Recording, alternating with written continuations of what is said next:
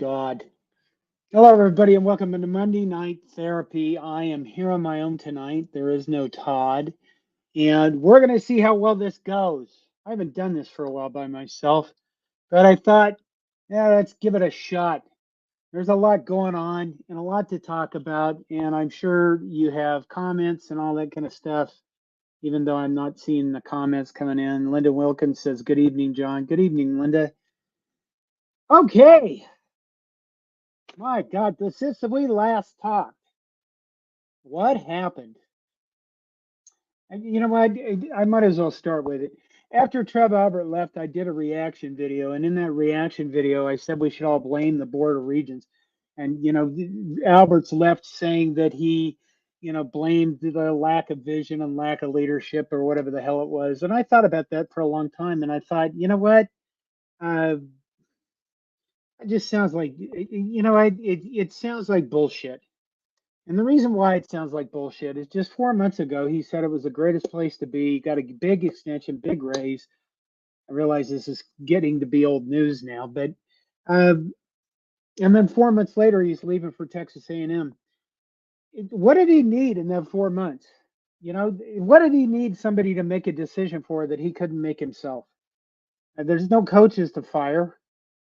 Everybody's doing well. Things are going probably better than they have in a long time. And we're hearing about, there's a lack of leadership. Okay, well, that sucks up with the left side of the fence that, doesn't like Governor Pelham. You pull in that whole political spectrum and you make yourself a good guy to some people because you spoke out about it. But what did Trev Alberts really need anybody else to make a decision on? And there's only one thing that I can think of, and that is his renovation project. And he was asking them to spend $450 million on renovating this stadium. And if you know construction, you know that $450 million would have turned into probably 700 million by the time it was done. And that's a lot of money right now. Nebraska, because they're in the Big Ten, is going to make a lot more money, but still putting yourself up for $500 million or $700 million worth of stadium renovations.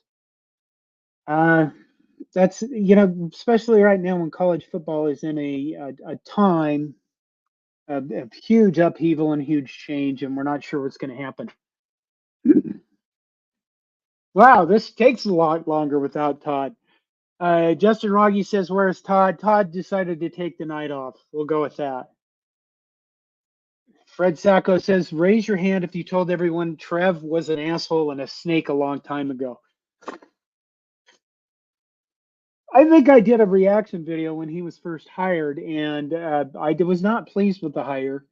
And I think that part of that is because I saw it as uh, Trev Alberts just being another Nebraska 90s guy, and he really wasn't going to do anything different. I think he did some things while he was here that were worthy. Like I said, things have been going now better than they have in a while. I, one thing I don't want to come out of this with is this. Making, attacking Texas A&M for things.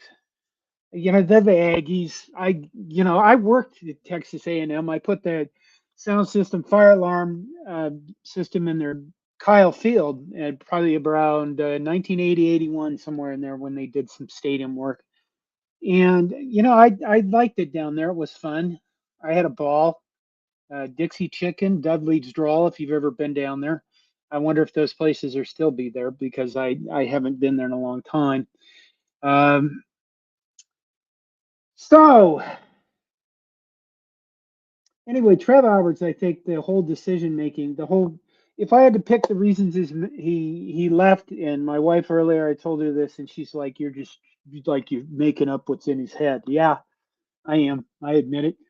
The reasons why he left, I think he wasn't getting what he wanted out of whatever the leadership was giving him, and that means he wasn't going to get his big renovation project. I'm guessing that maybe we'll see that down the road. I don't think the funding is there, and it certainly shouldn't be funded when the university is already going through budget problems, and they're probably going to be going through budget problems for a few years because of the dropping enrollment. Nothing to do with the athletic department.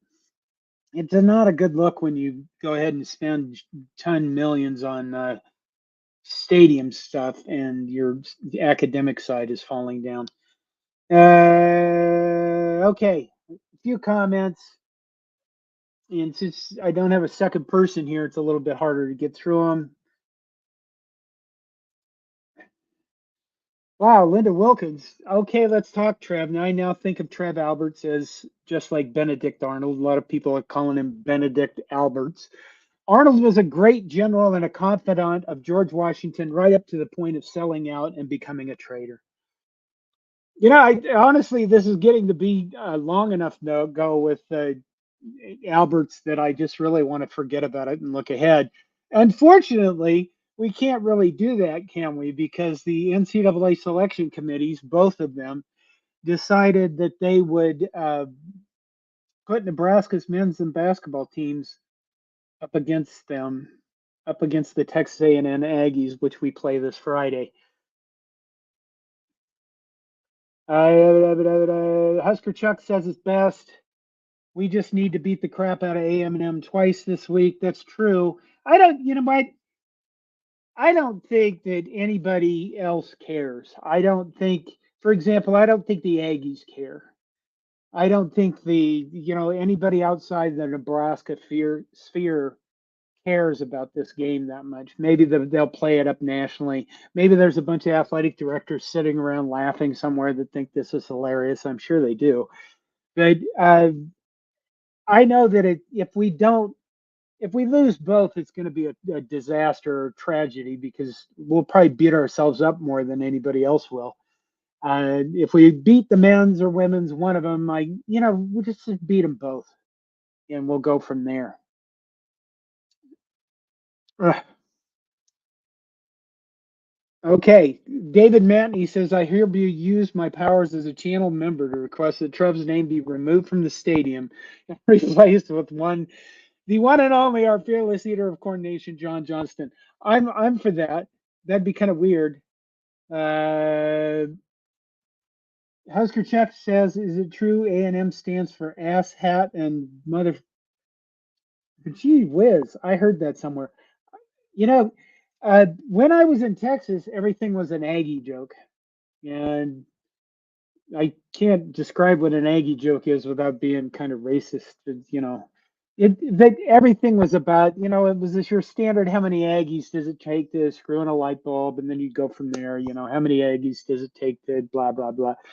But everything was Texas A&M jokes down there. I think the other thing interesting about Alberts is that if you look at the Nebraska, I do think Nebraska has some leadership issues. I think our governor, well, Nebraska's governor, I don't live there. I think he needs to decide if he wants to be a regent or the governor. And if he wants to be the governor, then just leave the regents alone to do whatever the hell they do and pick whoever they want to be president because that's what their job is. And your job is to be governor. And I think that's over here separate. And I don't think they should be. Honestly, I'll be honest, you get a little tiny bit of politics. I think university should be a place where young people they get exposed to everything, they get exposed to different people. When I was in engineering there, I studied with mostly international students, and I learned a lot about being around them. But I think it's a place you go and you learn how to be a communist. And then when you graduate, you get a job and you get your paycheck and you see how many taxes come out on it. Then you suddenly go, shit, I'm a conservative. And I mean, commie and conservative means completely different things to me than they do to people these days. But I really think the universities, it's okay if they're bastions of liberalism because why not? That's what the academic people mostly are on the left side. So if you're going to attract good academic people, just let them be lefty. It's okay. They won't affect everybody. And, the world won't fall apart. Let's see. Ba-da-ba-da-ba-da-ba-da. Oh my God. Oops. Somebody says agree. Nate Anthelt said agreed. Uh,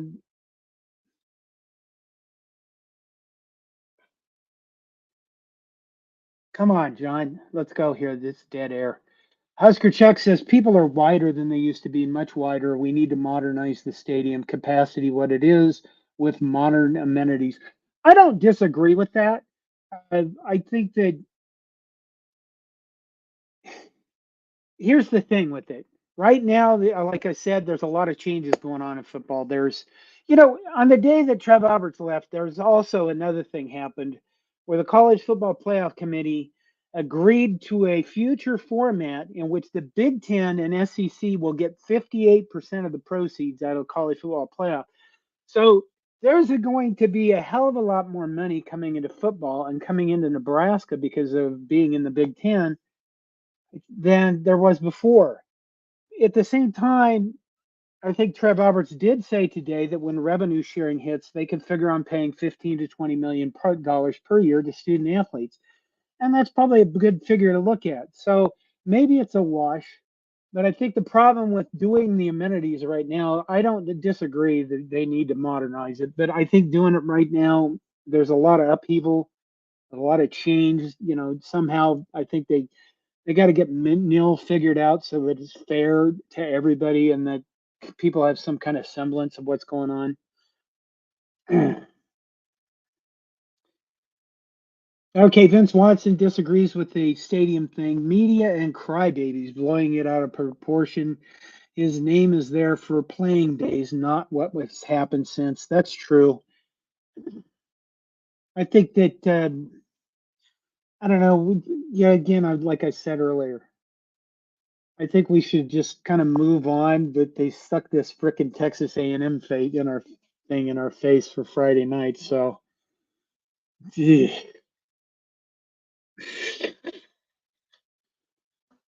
Okay. Matt Snobeck says, I like the stadium. I do not want it to resemble an NFL stadium. Well, I think if it was going to resemble an NFL stadium, they'd have to tear it completely down and or build another one in its place. Then it would look more like an NFL stadium. Some of the I've been to US Bank. That's a nice new stadium where the old Metrodome was pretty much just horrid trash. Remrex says got to get that stadium renovated. I agree. Oh, and James Borden brings up Wi-Fi. They've been trying to get Wi-Fi in there for a while. I haven't done stadium that size, but I've done a lot of stuff with Wi-Fi installations over my IT career, and I can tell you this: trying to go into a place where a building was built in Memorial Stadium 1923 and put in Wi-Fi is like some kind of nightmare from hell because all the walls are like solid concrete with rebar in them, and it's just you know I think Louisiana was supposed to do some university down there was like built in 1860, and I was it was going to be impossible to get wireless into this place without putting wireless hubs every anyway. That's other. Okay, what do we get? What else do we got? Oh my God, I'm only 14 minutes into this. I'm gonna have to figure this out, huh? All right, we have basketball coming up. I haven't seen the previews for that yet, which means I think that you've got from Texas A&M men's side. I know nothing about the women's side, but from the Texas A&M men's side, basketball wise, I think that they're known as a great rebounding team. They don't defend the three well. Uh, I've seen it. People, Jay Belis or Bilas, whatever his name is, has released his bracket and apparently picked Texas A&M, which should make you feel sad, I guess. So you got everybody saying, "Well, Nebraska's not going to win this game," to people saying Texas A&M shouldn't even be in this tourney. So yeah, I don't know what to. I guess we're going to find out Friday, aren't we? Let's see. Baseball this last weekend swept Nichols, and from my understanding, Nichols was undefeated coming into the weekend, and Nebraska I think they finished 16-1 on Saturday, which was pretty wild.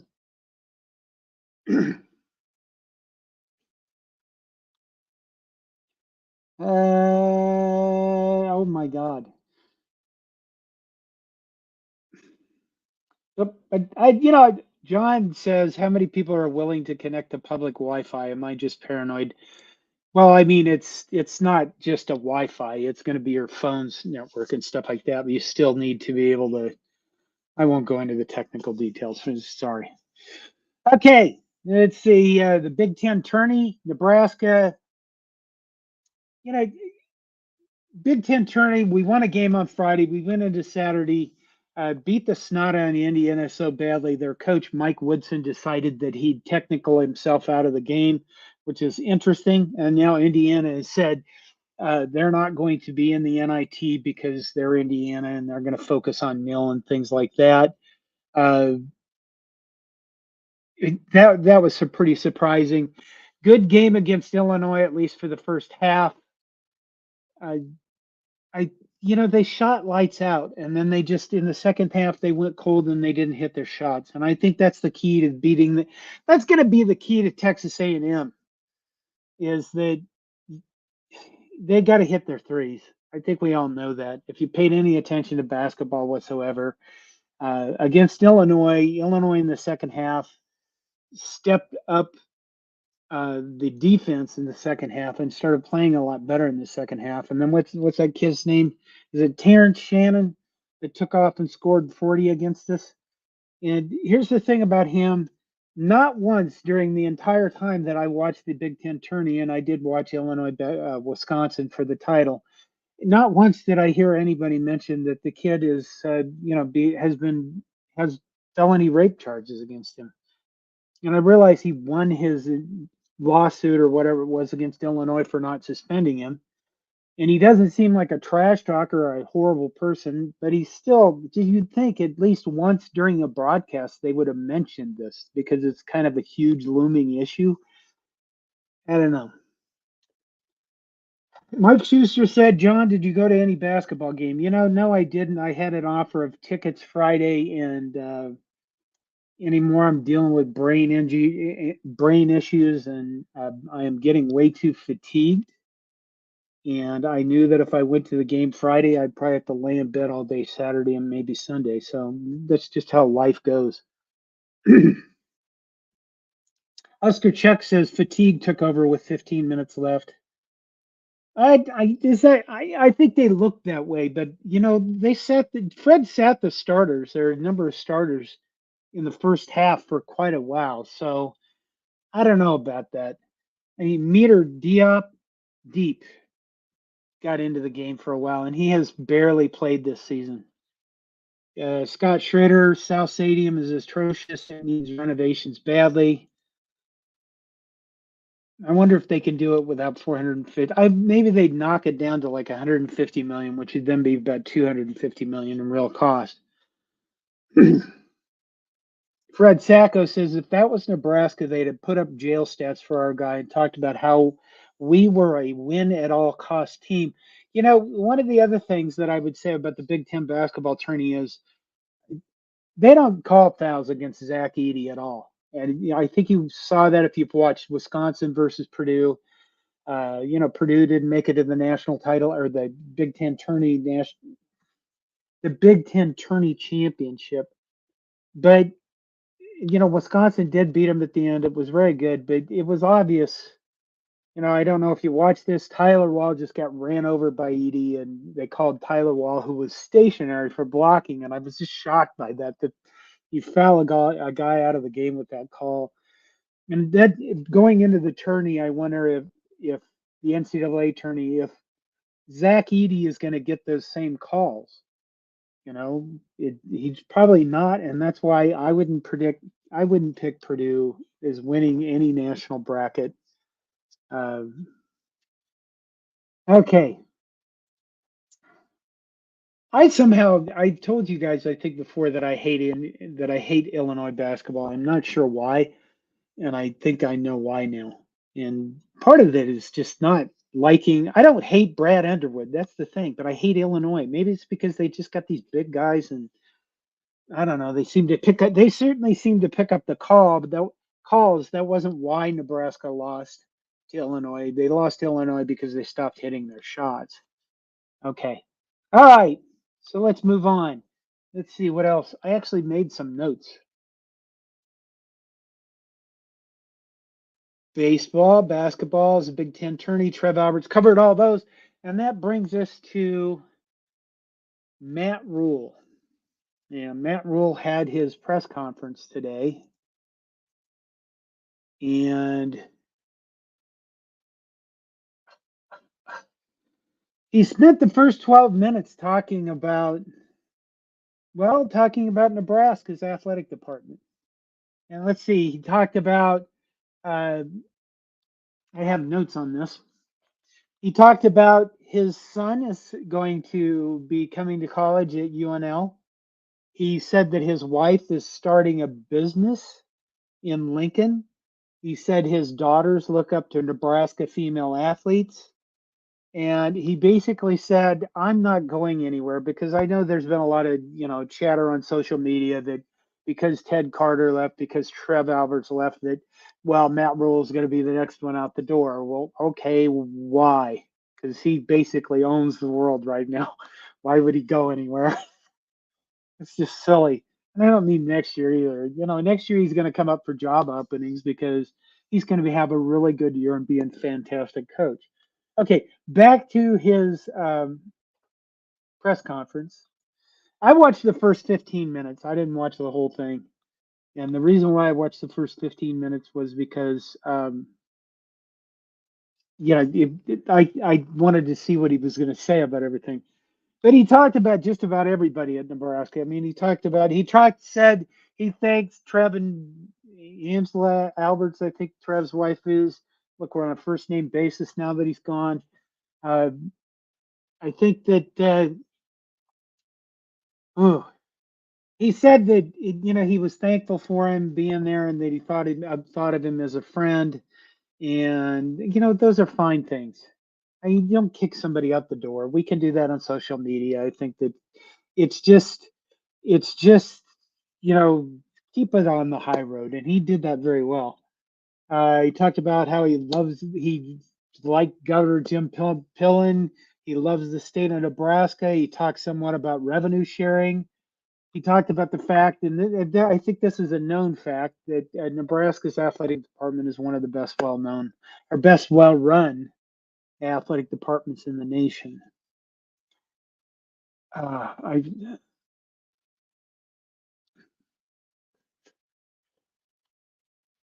He talked about, in fact, let's see, Matt Rhule during his press conference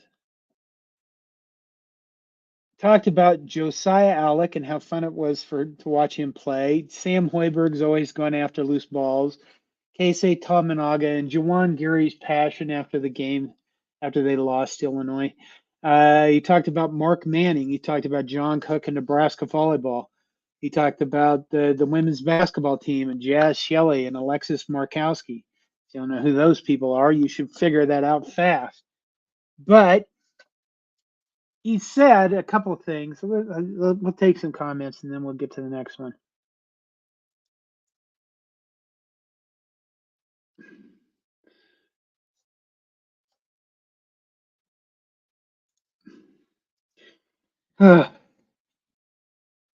Okay, we'll go through some comments.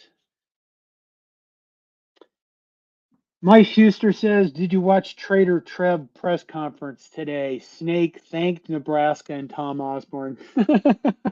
Well, again, those are things you do kind of just to, I don't know, be nice or act like a nice guy so that people can't come back on you. That's honestly what happens there. And yeah, I did watch him. It was kind of creepy doing the swaying back and forth to the Texas Aggies fight song. And just that whole thing was, it was a little much. I wish him luck. I don't, like I said earlier, I don't want to beat on Texas A&M too much, but I mean, they are a very, I think, different institution. I think I had a conversation with somebody on Twitter over the weekend where I said, do you think there's more meddling in the universities down there than there is up here? And he pointed out that for Texas Tech, I think it is, and A&M, because they're the three public universities, he said the legislature leaves them alone to do their business and they can hire whatever teachers they want and things like that. But on the other hand, I mean, when you look at if you look at Nebraska, you maybe got 1, 2 donor families that want their hands in things. And if you go to Texas A&M, I mean, he's going to have to deal with like 12 or 15 people like that, different families, different clans. Maybe they're like different little military, like different companies, and they all form a battalion called the 12th Man. I don't know. I forgot how that worked. Okay, what are our chances of beating Texas A&M on Friday? Well, DraftKings, I ought to get paid for this.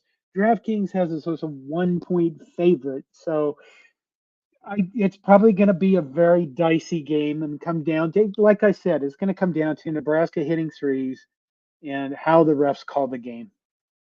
I just, you get into the NCAA tournament, you never know what's going to happen. Never know how those things are going to come out. I think if you remember the last time we were in the NCAA tournament, Tim Miles got thrown out of the game by, who was it, Carl Hess, who was known as a jackass of an official, and he threw Tim Miles out for pointing at the fact that the clock wasn't running, and that whole thing, it was amazing. I think that was the last time. Okay, let's see, what am I doing here? How about our new workout room? Looks awesome. I'll get to that in a minute. Scott Schrader again with the same thing. That new weight room looks amazing. Tiger Shark Driver says Trees and Travis is his name. I was thinking of Benedict Arnold, so I thought that was a pretty good thing. John Simino in Bangkok says, thanks for cheering me up on this Tuesday morning in Bangkok.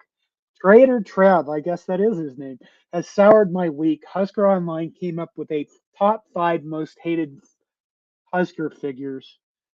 Peterson, Trev, Frost, Perlman agree. Well, what do you guys think? Well, I think Steve Peterson has to be the most hated guy because he took everything. I mean, the dumb decisions by him started the dumb decision making that's been, filters down the world. You know what I mean? Trying to. Okay, so the 5 most top hated Husker figures. I don't think Trev is above Frost. I really don't. I think Frost came in and was given every opportunity to coach, and what he did was slack off and screw around, and in the process become the worst coach in Nebraska school history. And I would put him easily second to Peterson. Perlman, I think he always gets more shit than he should. Uh, Man, I don't know. What do you guys think on the top 5 most hated Husker figures? Oh, they have to be Husker figures. I was thinking of, like somebody from Colorado or Oklahoma.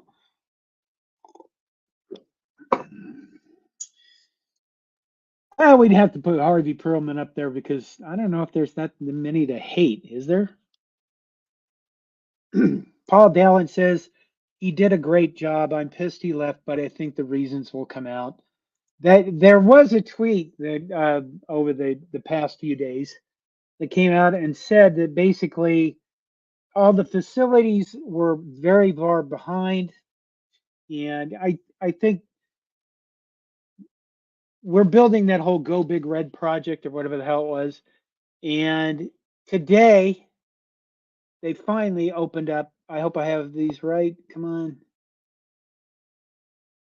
the new weight room, and it looks. I mean, it looks like, well, it looks like millions of dollars went into it, and they're, wow. Yeah, I mean, this looks like a place for a small army, doesn't it?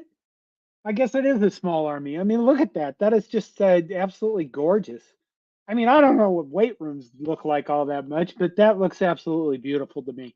And that was released today. That was opened up today. So Trev Alberts can't claim credit for that because he was done after he left. But there was a tweet this weekend, and it said, all the facilities projects have fallen behind. And I would probably say being involved in construction in my early years, I think, or if you pay any attention to what goes on, that's kind of typical, cost overruns and time overruns. Whoever finishes shit like that on time, they're probably far and few between. and I just lost my place. But Trev,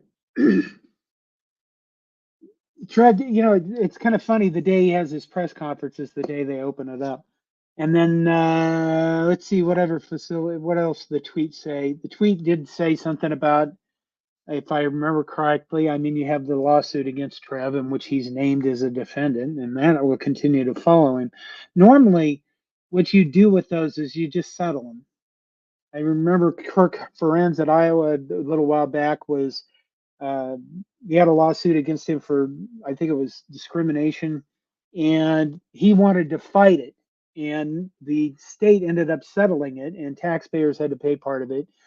And the reason, I mean, if you think of this from Kirk Ferentz perspective, why would he want to fight it? It's because he didn't want his name attached to that lawsuit for the rest of his life. Something that somebody could bring up along with him. And I'm guessing that Trev Alberts is probably thinking we should fight this, or it wasn't going to go away without him paying it off, I'm guessing. So, and I am guessing there. But there's other stuff about Title IX that may be coming out. We'll see what happens.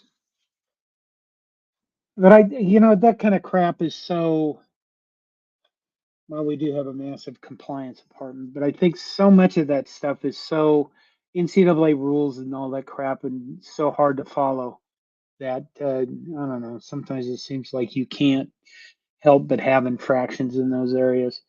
I'm going to try to find some comments. Okay, new rate room showed that off. Ding, ding, ding, ding. Clay Casselder says, "Do not wish him luck. No, I wish him bad luck. I hope Texas A&M's lose every game ever now. How awesome would that be? What if they play Texas though? You know what I mean? What if they're actually playing Texas? So I'd still be rooting for Texas A&M. Anyway, it's Matt Rhule at his press conference. I didn't even really. I didn't see the football parts because that's spring practice is going to start soon, and we'll have more on football coming up. But I think the key to this is that Matt Rhule is. I think I entitled my article today. What the hell did I title it? I entitled it something like Matt Rhule says everything you want to hear or something like that. But the guy is a very good speaker. I think I'd give him that in that he is eloquent. He doesn't seem fake. He he knows what to say to a fan base. He might want to be run for governor. I mean, if he stays in Nebraska and he loves Lincoln this much, I mean, maybe Matt Rhule should run for governor after he's won, like, I don't know, 4 national titles in a row, something that beats Nick Saban. So we'll see, and then he can run for governor, and then there you go. It's like a right off into the sunset ending. Tiger Shark Driver says, if Dylan leaves from this bullshit, I'm going to flip. Why would he? Here's the thing about this. I don't think anybody really gives a shit about this outside of Nebraska. I think I've said that earlier a little bit with the Texas A&M stuff. But I mean, put it this way. If you're not on social media, then you're probably not paying attention to anything Trev Alberts is ever going to do again because he's Texas A&M, and who the hell cares what they're going to do after we get done playing them in these tourney games, these opening round tourney games. If you're on social media, well, you can just block Trev Alberts' Twitter account, and there you go. You've eliminated most of the angst about this. And I think that right now, I think you just kind of go, okay, he left, and we get to play Texas A&M, and now we're done with this because I don't. I argued about this in my kitchen before we started the show, and my family basically said how important, one of my family members said, how important is an athletic director? I mean, what do they really do anyway? And I think there's two things about that. Number one, they're responsible for finding and hiring coaches underneath them. Right now, that doesn't appear to be an issue at all at Nebraska with how well everything's going. I can't think of a program that's performing poorly that any changes need to be there. They would typically do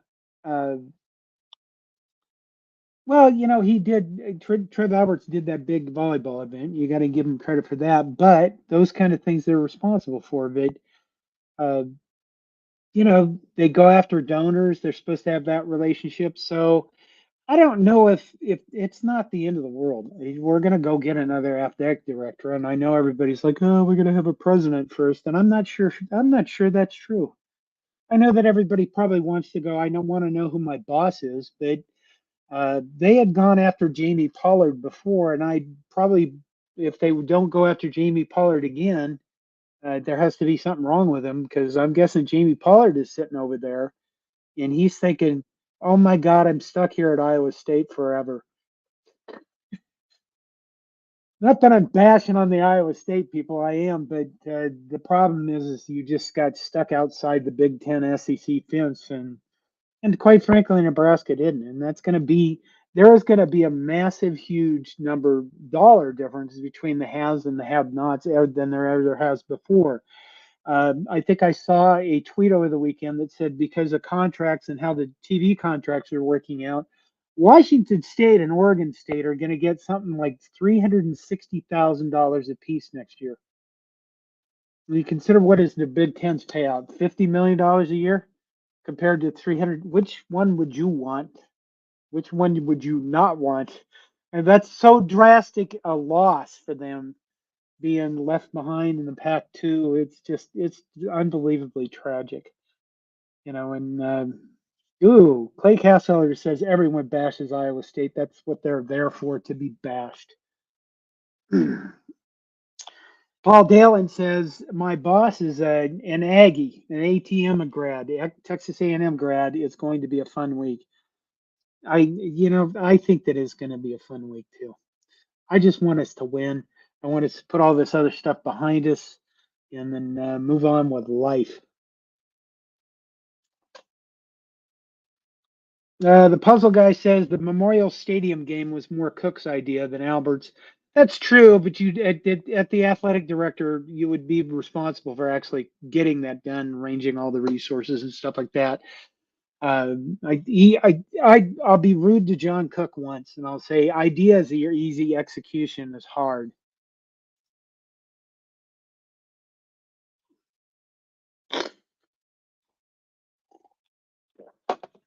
Okay, Linda Wilkin comes in with Big Ten 60 million, Big 12 12 million a year, Washington State and Oregon State 366,000 a year. There's which of these things is not like the other, and I mean, oof, boy, are we in the right place. I think as you look ahead for the next, I think there was another large. Uh, There's another large lawsuit filed against the NCAA again today for roughly what it is again for not allowing athletes to make money off themselves in the past and things like that. Lawsuits, I think, like that are just they're going to just keep continue to pile up because there's money there. Uh, where this is gone, it's anybody guess. I don't think that Congress is going to save the NCAA in any terms because the winds have shifted away from them. What else happened today? Dartmouth. If you've been following this at all, Dartmouth's basketball team was allowed to be a union and voted themselves to be a union. And today, the school, Dartmouth, announced that they would not be negotiating with the union that is the basketball team. So, all of this stuff is legal precedents for the future. And it's going to be really funky. And I know that probably most people don't want to know about it, but it is the entire future of the sport we're looking at here. And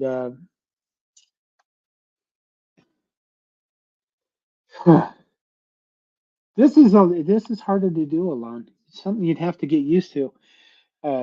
Okay, let's see what else have we got. He did talk. Matt Rhule did talk some football. What did he say? Come on, Minnie. What did he say about Dylan Raiola today? He did say that he liked Danny Kalen's competitiveness. Uh, Dylan Raiola was throwing before his workout at 6 a.m. Rhule wants a quarterback that gets pissed off and attacks. That sounds fun. We need Tommy Hill, Ty Robinson, Bryce Benhart to make a jump. Then young guys will follow. And he named a bunch of seniors. And boy, I guess if you pick three people, those would be it. Bryce Benhart, make a jump. Young guys will follow. There was a line from Milt Tenniper from years ago. It's in his book. You know, he basically said that the purpose of a lot of times is that the older players need to be in place as leaders and to do all that's expected of them, like doing weight room stuff and workout stuff and learning offense and things like that, so that the younger players will understand what it takes to be great. In other words, they have to influence the players down, the players that are just coming in. And I guess I think of because Milt Tenniper, the offensive line coach, greatest offensive line coach ever, and Bryce Benhart made a huge jump last year. And if he can make another huge jump this year, I think that'll be, like some kind of comeback story that we should herald with T-shirts or something. We might not see Gabe Irvin or Ramir Johnson in the spring game because they're probably both still recovering from surgery. Grant Bricks is up to 300 pounds, which means he may be getting ready to actually, play this fall.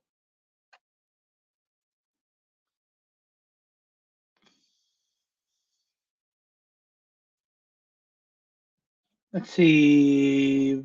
Jamal Banks is having a big impact, and I think Jamal Banks talked after that. Uh,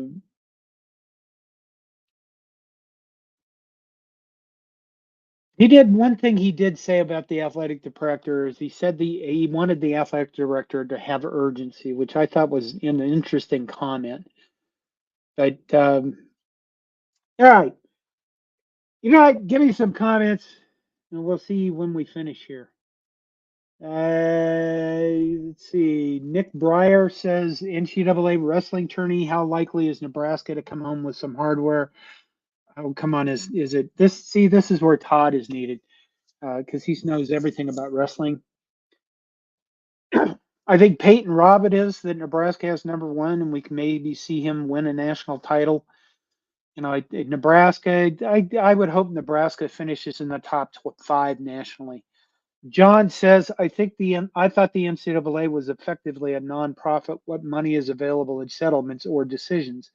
Well, one of the things you have to remember is that the NCAA doesn't control the college football playoff system. That's its own thing. When the BCS bowl games, they own none of that. They're responsible for income and revenue. None of that. All that stuff is through completely different things outside the NCAA. The NCAA, however, does own March Madness. And I don't know what that's up to now, but I think it's probably in the $800 million range, maybe. Probably getting close to $1 billion. So that's a lot of money to basically bring into the NCAA, pay a whole bunch of lawyers, staff of the NCAA to constantly lose lawsuits they could settle, but they keep fighting them because they keep getting their jobs are still there. So uh, there is a lot of money, fair amount of money coming into the NCAA, and then they distribute it back out to their members, which are NCAA institutions, which is why this is going to be even more dangerous for smaller schools if you have this split. If the NCAA just basically falls apart, you're going to see a bunch of the haves just go do their own thing, and everybody else is going to have to figure out how to pay for their athletic departments, honestly. Oh, Nick Breyer says Ridge Lovett is number one at 149. I should have known that. That was one thing I didn't write down. James Boardman says you're doing a great job, John. Thank you.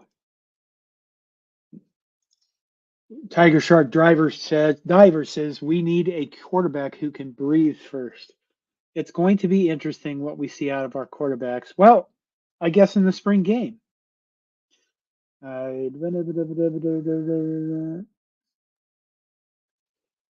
Linda Wilkins says, will Nebraska not being in the AAU come back and bite them in the, and then she configures, it finishes in another comment, ass.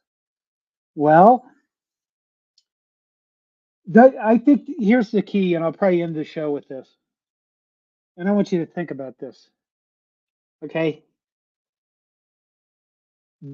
It's imperative that Nebraska, for the future, Nebraska athletics stays in the Big Ten. Now, you don't really see the Big Ten throw anybody out. If Nebraska were to get kicked out of the Big Ten or removed from the Big Ten or not be part of the halves, I think they would have a very, very hard time of keeping the money together that they need to be a successful high level athletic program. So the key to staying there is staying in the Big Ten. And if there was ever any excuse they would find in the Big Ten to kick Nebraska out, it might be the AAU thing.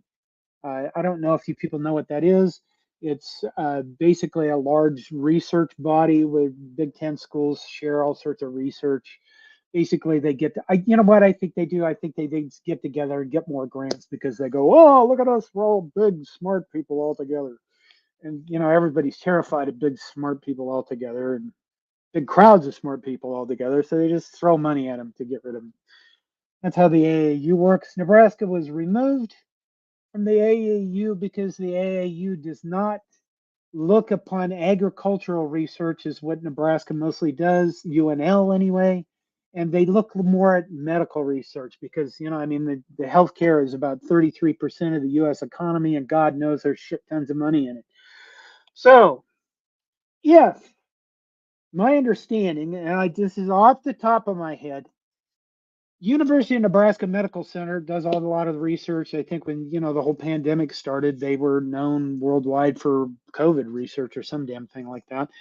But if they can somehow get like the University of Nebraska Medical Center tied in with UNL so it all looks like one happy big university, then they could maybe get back in the AAU and get back on the good side of the academics in the Big Ten. And you have to understand this about universities, okay? There's an academic side and there's an administration side. And those two aren't always, you know, aligned.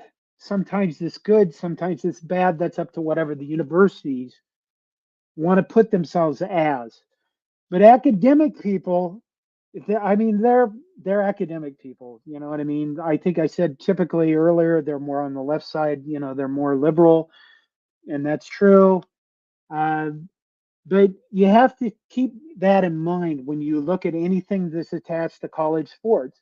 Is every one of these universities, especially in the Big Ten, has a very strong academic side. I don't know if that's true for Nebraska. We're just smaller than everybody. I think that there are probably a lot of people in the academic side of the University of Nebraska would like to see changes, not so much conservative influence. You know, mostly because it's marketing. Okay. Matt Brown put out an article. Matt Brown is my former boss at SB Nation. He does a newsletter that he gets paid for because he has really good information. If you want anything on EA college football, he's the guy that knows more than anybody about it now. But he put out an article talking about how hard it might be for people in red states. And I don't mean to get too political, but all this is germane. College administrators in red states might be more difficult to find and more difficult. And I think that that's a good point. But here's the thing I want you to think about. Years ago, Missouri had that event where I'm doing such a shitty job of explaining this. Missouri had something happen on the campus where there was a bunch of people accusing racism stuff. You know, God knows Missouri's history. And then the lady with the "we need some muscle over here," that whole incident. Well, that whole incident cost Missouri about 15% of their enrollment. Their enrollment dropped so much that they had to close dorms and things. And I think that was a triggering event for a lot of college administrators, or where they're terrified of being that school that gets caught in that, and it just destroys the college and it damages the university to, you know, that that they lose enrollment, they lose money, and they lose funding, and they lose prestige because of all that stuff. So I don't know if that's. I agree with Matt that that's true for just red state people, but it certainly seems to be more screamy there. And there's a lot of issues that right now, because of our political environment, we are so clinging to our left and right viewpoints that we don't back up and step back and just look at things and say, what would be the logical, the best way for things to work here? Um, so what am I saying here? I'm basically saying, if the University of Nebraska Lincoln needs more liberals to get better professors and to get a higher ranking prestige that keeps us in the Big Ten, I don't see a problem with that. I think it would be a good thing. Like I said earlier, college is where you go to, discover yourself, find communism, and then come out of it and going back to paying taxes and being a conservative and bitching about all the taxes you're paying. Anyway, any questions on that? You guys stopped commenting a lot, probably because I got into politics. Matt Snowak says, "John, why are you trying to bring logic to logical based issues? What the fuck?" Yeah, there is that. You know, my problem is I'm one of those guys a lot of people hate, and then I'm that both parties suck. Both of our political parties just suck. And the reason I am that guy is because I don't fit into either of them. I could give you examples, but I probably would get myself in a lot of trouble. But I don't, my politics don't fit into these things. And resent the fact that um, I resent the fact that you have to be perfect aligned on all these talking points, and then you can fit into something. And I, I'm too contrary for that. Linda Wilkins says, "John, call it a night. You look like you were tired. Good night. Thanks for tonight." Thank you guys, everybody, for being here. We have a crap ton of people watching on Twitter, apparently. But uh, yeah, I have been struggling lately, and the fatigue has been a little bit. It's been overwhelming. Today I spent trying to figure out JSON in a Grafana dashboard so I can monitor some Windows servers where I really need to monitor them. If anything happens to them, the people need to get alerted. And I don't know JSON, and there's so many variables in there. That's the thing that drives my brain insane. Let's see. Okay, two more things. Fred Sacco says, "What did you discover in college, John?" Want to know what I discovered in college? I discovered I had an ego. And if you go through life without an ego, you are going to be crushed into tiny bits by the sick, dark world that we live in. But if you have an ego, it will allow you to survive it. And sometimes a lot of that is keeping that ego at bay. Maybe when you go and leave a school and go to another school, you don't tweet back at the school, kind of like, "Yeah, I know we broke up, but I just want to see if you're doing okay." No, you're not, you jackass.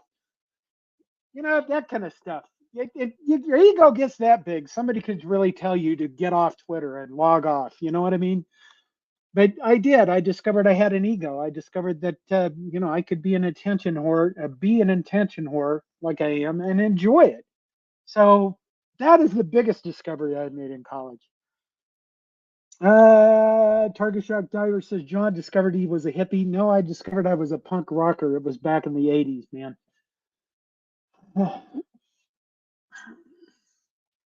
Oh, come on. I missed another one. Let's see. Oh, look at this guy. This guy again. JSON is very understandable, John. Read the docs. It's something I suck at. Um,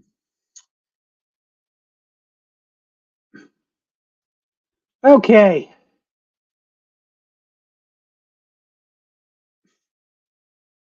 Justin Rogge, I missed some that I wanted to go back to.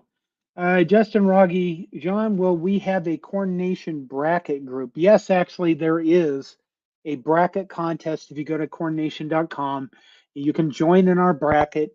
And we'll give. What am I giving away? Sweatshirts, t-shirts, and a hat, beanie, bandana thing. James Boardman says I discovered I like beer more than school. Yeah. Dadgummit, I think somebody back here asked me what I majored in or some damn thing like that. And I tell you what, here's what happened to me in college. I spent 7 years in college getting a 4-year degree. So I went to college with the idea that I was going to be an electrical engineer because one of my brothers is an electrical engineer. The other one just sold a wireless business, so he's a tech guy. Uh, I have a sister that went to UNL and graduated in mechanical engineering in 3.5 years, voted best engineer in her class, Tau Beta Pi. Well, she was raising two sons. So, the engineering was a strong thing. I went into engineering, stayed there for about 2.5 years, realized I wasn't a very good student because of the aforementioned beer thing, and I was terrible at taking tests. So I started during that time for electives, I was taking photography and I took filmmaking from Dave Reed and Wheeler Dixon, and I enjoyed those things. So what I did was I went into the undeclared college, and I stayed in the undeclared college. And I stayed in the undeclared college because I discovered that I could take any class across the university I wanted to. So I started taking 300 and 400 level computer science courses that I had no business being in. And I probably told this story before, but one day Celia Daly, I think was her name. She was the head of the computer science department. We're sitting in this 300 level ADA course, and she calls out all these names, and then she goes, John Johnston. She said, calls out these names and says, you can't take this course. You didn't pass the prerequisite. And then she says, my name, I want to see you after class. And I come up and she says, Mr. Johnson, I know all of my computer science students. I don't know you. You will tell me how you got into this course. And I told her, I said, I'm undeclared. What I've discovered is I can take anything. And I was. And she said, well, thank you for being honest. I will make sure that this never happens again. By the way, you can stay in this course if you can prove that you can do the work. Because I told her, I've taken this course in computer science, taken this one, taken this. She's like, what the hell? And she let me stay in the course. And I did pass it. And it was Ada, the programming language. And God, now I forgot where I was going with this other than just rambling on. But my college career. I ended up getting an art degree. I have minors in math and physics, computer science, film studies. But I got a 4-year art degree in 7 years. I was never really a very good student, but I got there. And I studied a lot of different stuff. That was back in the days when you could probably spend that much time in college and still not have $200,000 worth of debt, which is something we need to, work on as a society. I think we need educated people, but we not need to not put them in massive debt to get there. Okay, I am getting tired. I've almost made. Oh my God, I have made it an hour. How about that? Uh, let's see. I don't have really a sign off for myself. Linda Wilkins points out that is how long it took Bluto in Animal House. Yes, I've been able to use the phrase 7 years of college down the drain many times in my life.